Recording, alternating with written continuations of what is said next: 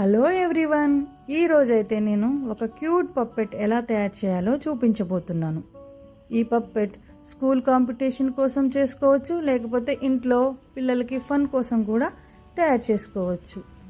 కేవలం ఇంట్లో ఉండే వస్తువులతోనే చాలా ఈజీగా తయారు చేసుకోవచ్చు. ఈజీగా స్టెప్ బై స్టెప్ ఎలా తయారు చేయాలో ఈ వీడియోలో చూసేయండి. ఈ వీడియో మీకు నచ్చినట్లయితే లైక్ చేయండి, షేర్ చేయండి, సబ్స్క్రైబ్ చేయండి. Thank you for watching.